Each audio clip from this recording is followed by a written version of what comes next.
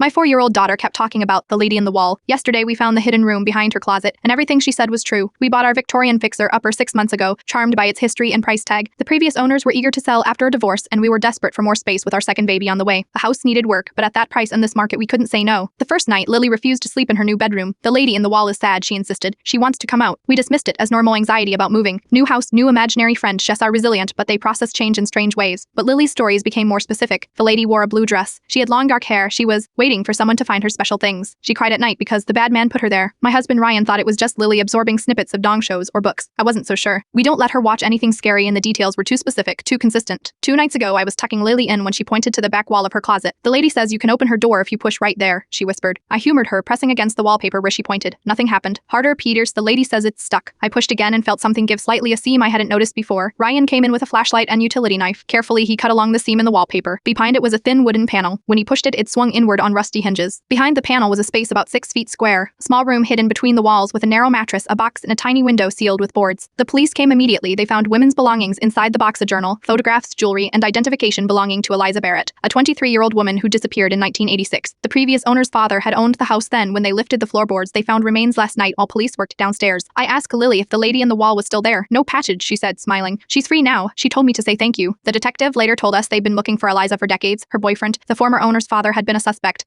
but was never charged due to lack of evidence. This morning, Lily came to breakfast humming a song I didn't recognize, something old-fashioned with a melody that raises ricochet on my arms. When I asked where she learned it, she simply said, the lady taught me before she left. We're staying with my parents until we can sell the house. Ryan thinks we should tell Lily it was all a bad dream, that we found the room by accident, but I know what I saw in the photos they recovered. Eliza Barrett in a faded blue dress with long dark hair, smiling at a life she never got to finish. Some mysteries find us when we least expect them. Some voices wait decades to be heard. I don't know why my daughter could hear what we couldn't.